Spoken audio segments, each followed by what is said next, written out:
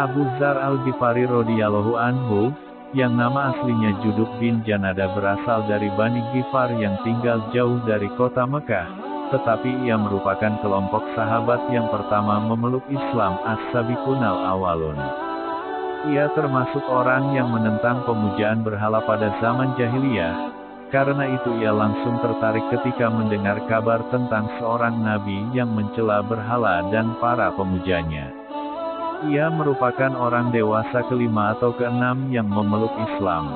Ketika ia menceritakan kepada Nabi Shallallahu Alaihi Wasallam bahwa ia berasal dari Ghifar, beliau tersenyum penuh kekaguman. Bani Ghifar terkenal sebagai perampok yang suka mencegat kafilah dagang di belantara padang pasir. Mereka sangat ahli melakukan perjalanan di malam hari. Gelap gulita bukan halangan bagi mereka, karena itu kabilah ini sangat ditakuti oleh kafilah dagang. Nabi Shallallahu Alaihi Wasallam makin takjub ketika mengetahui bahwa Abu Dzar datang sendirian hanya untuk mendengar dan mengikuti risalah Islam yang beliau bawa, yang sebenarnya baru didakwahkan secara sembunyi-sembunyi. Beliau hanya bisa berkata, sungguh Allah memberikan hidayah kepada siapa yang dikehendakinya. Setelah keislamannya, beliau menyarankan agar ia menyembunyikan keimanannya dan kembali kepada kaumnya sampai waktunya Allah memberikan kemenangan.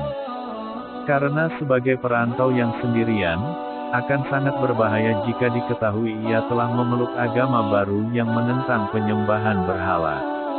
Ia bisa memahami saran beliau tersebut, tetapi jiwa seorang Ghifar yang pantang takut dan menyerah seolah memberontak. Ia berkata, demi Tuhan yang menguasai nyawaku, aku takkan pulang sebelum meneriakkan keislamanku di masjid. Ia berjalan ke Masjidil Haram, dan di sana ia meneriakkan syahadat sekeras-kerasnya. Itulah teriakan dan lantunan keras syahadat yang pertama di Masjidil Haram, dan mungkin juga yang pertama di bumi ini. Tak ayal lagi orang-orang musyrik merubung dan memukulinya hingga ia jatuh pingsan.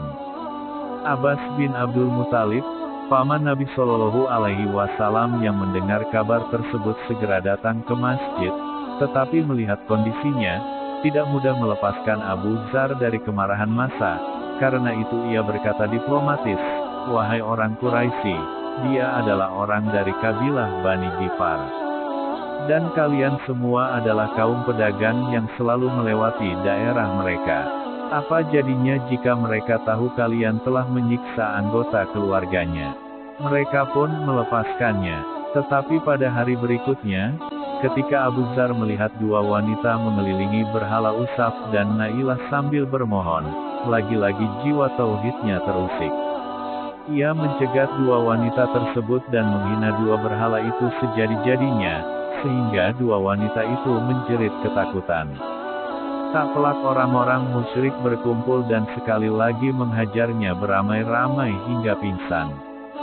Melihat kejadian tersebut, sekali lagi Rasulullah Shallallahu Alaihi Wasallam memerintahkannya untuk segera pulang ke kabilahnya.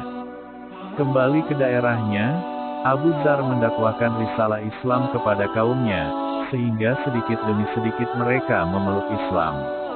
Ia juga mendakwahkan kepada kabilah tetangganya, Bani Aslam, sehingga cahaya hidayah menerangi kabilah ini. Beberapa tahun kemudian ketika Nabi Shallallahu Alaihi Wasallam sudah tinggal di Madinah, serombongan besar manusia datang dengan suara gemuruh. Kalau tidaklah gema takbir yang terdengar, pastilah mereka mengira sedang diserang musuh. Ternyata mereka adalah kabilah Bani Ghifar dan Bani Aslam, dua kabilah yang terkenal jadi momok perampokan kafilah dagang di belantara padang pasir, berkamuflase menjadi raksasa pembela kebenaran dan penebar kebaikan. Dan hidayah Allah tersebut datang melalui tangan Abu Dzar. Ketika dua rombongan besar ini menghadap Nabi Shallallahu Alaihi Wasallam, beliau berkaca-kaca. Diliputi keharuan, sukacita dan rasa kasih berlimpah. Beliau bersabda kepada kabilah Bani Ghifar, Ghifarun Ghafarallahu laha. Suku Ghifar telah diampuni oleh Allah. Kemudian beliau berpaling kepada kabilah Bani Aslam sambil bersabda, wa aslamu salamahallahu. Suku Aslam telah diterima dengan selamat, damai oleh Allah.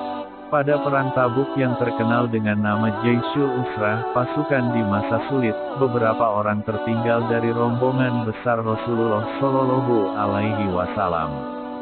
Dan ketika ini dilaporkan, beliau bersabda, biarkanlah. Andaikan ia berguna, tentu akan disusulkan oleh Allah kepada kalian. Dan jika tidak, Allah telah membebaskan kalian dari dirinya. Salah seorang yang tertinggal tersebut adalah Abu Dzar. Keledai yang ditungganginya sangat lelah sehingga tidak bisa bergerak lagi. Berbagai cara dicoba Abu Dzar agar keledainya berjalan lagi tetapi tidak berhasil, bahkan akhirnya mati. Sementara itu rombongan Nabi Shallallahu Alaihi Wasallam sedang beristirahat ketika pagi tiba. Seorang sahabat melaporkan ada satu sosok terlihat berjalan sendiri di jauh di ufuk. Nabi Shallallahu Alaihi Wasallam bersabda, mudah-mudahan orang itu Abu Dzar.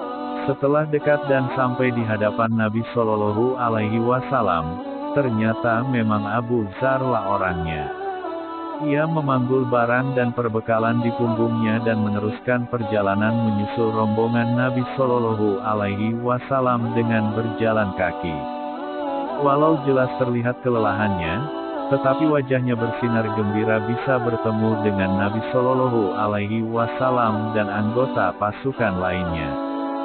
Beliau menatapnya penuh takjub, kemudian dengan senyum yang santun dan penuh kasih, beliau bersabda, semoga Allah melimpahkan rahmatnya pada Abu Dzar, ia berjalan sendirian, ia meninggal sendirian, dan ia akan dibangkitkan sendirian. Sebuah bentuk pujian, atau sebuah ramalan, atau sebuah bentuk rasa kasihan, atau apapun itu, hanyalah sebuah gambaran tentang apa yang telah dan akan dijalani oleh Abu Dzar, bahkan pada hari kebangkitan nanti. Dari sejak pertama memeluk Islam, keberaniannya mengeksplorasi keimanannya di saat dan tempat yang bisa membahayakan dirinya, Nabi Shallallahu Alaihi Wasallam langsung mengetahui watak dan karakter Abu Dzar, apalagi dengan kondisi lingkungan Bani Ghifar yang mendidiknya.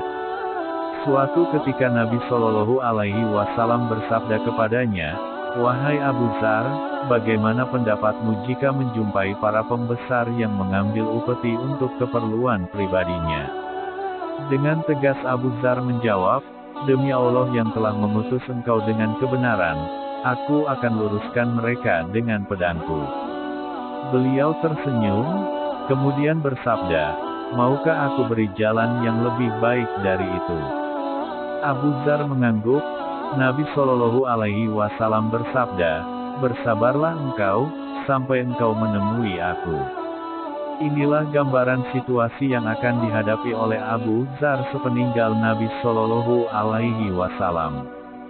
Tetapi di masa Khalifah Abu Bakar dan Umar, tidak ada sesuatu yang mengusik kehidupan Abu Dzar.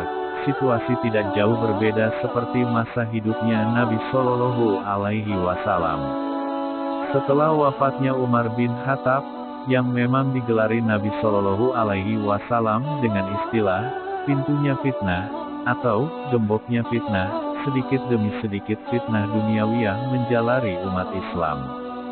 Apalagi wilayah Islam makin luas dan harta kekayaan melimpah ruah. Gaya hidup Romawi dan Persia sedikit demi sedikit diadopsi oleh para penguasa Muslim.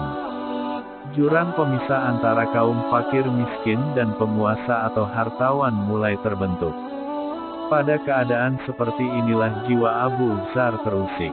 Abu Dzar menerawang jauh ke belakang, teringat akan waktu bersama Nabi Shallallahu Alaihi Wasallam dan apa yang beliau sabdakan tentang dirinya.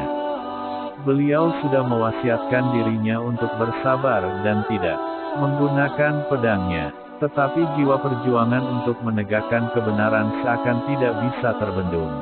Nabi Shallallahu Alaihi Wasallam melarang aku untuk meluruskan mereka dengan pedang, tetapi beliau tidak pernah melarang untuk meluruskan dengan lidah dan nasihat, begitu pikirnya. Maka dimulailah babak baru perjuangannya. Abu Dzar mendatangi pusat-pusat kekuasaan dan kekayaan, para penguasa dan hartawan, khususnya yang lagi meneladani Nabi Shallallahu Alaihi Wasallam dalam mengemban amanat harta dan jabatan. Dalam menyampaikan kebenaran, lidahnya tak kalah tajamnya dengan pedangnya. Ia mengutip surah At-Taubah ayat 34-35, dan merangkaikannya menjadi syair singkat yang segera saja menjadi simbol perjuangannya.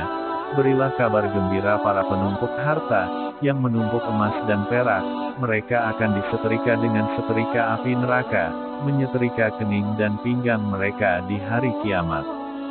Segera saja Abu Dzar mendapat sambutan hangat di seluruh penjuru negeri yang dikunjunginya. Banyak sekali orang yang bergabung dan berdiri di belakangnya untuk mendukung perjuangannya. Kalau orang Islam biasa yang mengucapkan kalimat tersebut di hadapan penguasa dan para hartawan, tentulah tidak begitu besar pengaruhnya. Tetapi seorang sahabat sekaliber Abu Dzar, yang berdiri kokoh menghadapi penguasa dan hartawan, dengan tegas dan tanpa gentar sedikitpun menasehati mereka, seolah memunculkan kutub baru, kutub kaum tertindas dan teraniaya dalam negeri Islam yang begitu kaya dan melimpah. Inilah rahasianya, kenapa Nabi Shallallahu Alaihi Wasallam dalam menasehatinya langsung pada titik tertinggi, bersabarlah engkau, sampai engkau menemui aku.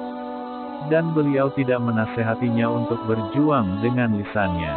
Kutub baru yang terjadi karena perjuangannya bisa menimbulkan fitnah baru yang lebih besar daripada fitnah yang telah ada, yakni perpecahan umat. Dan Abu Dzar menyadari satu hal, tidak semua orang tulus dan murni berjuang untuk menegakkan kalimat dan agama Allah. Ada sebagian orang yang memanfaatkan perjuangannya menegakkan kebenaran, untuk memenuhi ambisi dan keinginan nafsunya. Maka ketika Khalifah Utsman memanggilnya untuk kembali ke Madinah, ia segera memenuhinya. Tiba di Madinah, Khalifah Utsman memintanya dengan halus untuk tinggal bersamanya, segala kebutuhannya akan dipenuhi. Tentu saja tawaran seperti itu ditolaknya, ia hanya meminta izin untuk mengasingkan diri di pedalaman padang pasir di Rabasah. Ia ingin melaksanakan wasiat Nabi Shallallahu Alaihi Wasallam kepadanya untuk bersabar di tempat terpencil, sehingga tidak terganggu dengan fitnah-fitnah yang mulai menyebar. Khalifah Utsman mengizinkannya. Sebagian riwayat menyebutkan, Khalifah Utsmanlah yang memberikan pilihan kepadanya, tinggal di Madinah dengan segala kebutuhannya dicukupi, atau ia akan diasingkan ke pedalaman Rabasah. Tujuan jelas, agar ia tidak lagi berkeliling wilayah Islam mendakwahi para penguasa dan hartawan. Dan Abu Dzar sebagai seorang muslim sejati tetap taat kepada Utsman sebagai Amirul Mukminin, dan mengambil pilihan kedua. Abu Dzar tinggal di Rabasah bersama istri, anak dan pembantunya yang sudah tua, dan beberapa ekor unta sebagai sumber kehidupannya. Suatu ketika datang seseorang dari Bani Sulaim menemuinya dan berkata, "Saya ingin tinggal bersama engkau, agar aku dapat mendalami pengetahuan tentang perintah Allah, dan juga mengenal sifat-sifat yang dimiliki Rasulullah Shallallahu Alaihi Wasallam. Saya bersedia membantu hambamu yang sudah tua itu dalam memelihara onta-ontamu. Aku tidak mau tinggal dengan orang yang tidak menuruti kehendakku," kata Abu Dzar. "Jika kamu berjanji akan melakukan apa yang suruh, aku akan mengizinkanmu tinggal bersamaku." "Bagaimana cara menuruti kehendak-kehendakmu?" tanya orang Bani Sulaim itu. "Apabila aku menyuruh membelanjakan hartaku, hendaknya engkau membelanjakan yang terbaik dari hartaku itu," kata Abu Dzar. Orang itu menyetujuinya, dan ia tinggal bersama Abu Dzar sambil menggembalakan unta-untanya. Suatu ketika ada kabar bahwa ada sekelompok orang-orang miskin yang kehabisan bekal makanan, berkemah di dekat mata air. Abu Dzar memerintahkan pembantunya dari Bani Sulaim untuk menyembelih 1 ekor unta buat mereka. Ia memilih yang terbaik dari unta yang dimiliki Abu Dzar, dan ternyata ada 2. Salah satunya tampak lebih bagus untuk ditunggangi. Karena dimaksudkan untuk bekal makanan dan akan disembelih, ia memilih unta yang satunya kemudian dibawa menghadap Abu Dzar. Ketika melihat unta tersebut, Abu Dzar berkata, "Engkau mengkhianati janjimu dulu." Orang tersebut sadar apa yang dimaksudkan Abu Dzar. Ia membawa kembali unta tersebut dan menukarnya dengan unta yang lebih bagus untuk ditunggangi. Abu Dzar menyuruh dua pembantunya menyembelih unta tersebut dan membagikan dagingnya untuk keluarganya, sama banyaknya dengan keluarga dalam kelompok orang miskin tersebut. Saat akhir kehidupannya, ketika Abu Dzar mengalami sakaratul maut, istri yang menungguinya menangis. Ia berkata, "Apa yang engkau tangisi? Padahal maut itu pasti datang." "Bukan itu," kata istrinya, "engkau meninggal, padahal tidak ada kain untuk mengkafani jenazahmu." Abu Dzar tersenyum sambil matanya menerawang jauh, seolah mengingat sesuatu. Ia berkata, "Aku ingat, junjunganku." Rasulullah Shallallahu Alaihi Wasallam berkata pada sekelompok sahabat termasuk aku, "Ada salah satu dari kalian yang meninggal di padang pasir yang liar dan terpencil, yang akan disaksikan oleh serombongan orang beriman." Semua sahabat yang hadir di majelis tersebut telah meninggal syahid atau di hadapan kaum muslimin, kecuali aku. Nah, kalau aku telah meninggal, perhatikanlah jalan riwayat lain, letakkan aku di sisi jalan agar rombongan orang beriman itu melihatku. Demi Allah aku tidak bohong, dan tidak pula dibohongi oleh Nabi Shallallahu Alaihi Wasallam. Ternyata benar, tidak lama setelah kewafatannya, sebuah kafilah lewat tak jauh dari tempatnya, dan kemudian membelokkan arah menuju sosok mayat yang sedang ditangisi oleh dua orang, istri dan anak Abu Dzar, berada. Sahabat Abdullah bin Mas'ud yang memimpin rombongan tersebut langsung mengenalinya sebagai Abu Dzar. Ia berurai air mata melihat keadaan sahabatnya tersebut, sambil berkata, "Benarlah Rasulullah Shallallahu Alaihi Wasallam, Anda berjalan seorang diri, Anda meninggal seorang diri, dan Anda akan dibangkitkan pula seorang diri." Sebagian riwayat menyebutkan, ketika kafilah yang dipimpin Abdullah bin Mas'ud itu sampai di tempatnya, ia masih hidup dalam keadaan sakaratul maut. Ia berkata kepada mereka, "Seandainya aku dan istriku mempunyai kain, tentu aku ingin dikafani dengan kainku atau milik istriku. Tetapi aku minta dengan nama Allah, janganlah seseorang yang pernah menjabat gubernur, wali kota, atau penguasa apapun yang mengafani aku." Ternyata hampir semua anggota kafilah tersebut pernah memangku jabatan yang disebutkannya, kecuali satu orang sahabat Ansar. Dia berkata, "Wahai pamanku, akulah yang tidak pernah menjabat seperti yang engkau sebutkan. Aku yang akan mengafani jenazahmu dengan sorbanku dan dua bajuku yang ditenun sendiri oleh ibuku.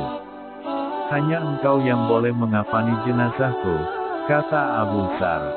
Setelah Abu Dzar wafat, mereka merawat jenazahnya dan sahabat Ansar tadi yang mengafaninya. Setelah itu mereka pulang ke Madinah dengan gembira, terutama sahabat Ansar tersebut, karena mereka telah masuk dalam bagian dari realisasi sabda Nabi Shallallahu Alaihi Wasallam seperti yang disampaikan Abu Dzar. Dan kegembiraan apalagi yang lebih besar, bahwa Nabi Shallallahu Alaihi Wasallam menyebut dan menjamin mereka sebagai rombongan orang beriman.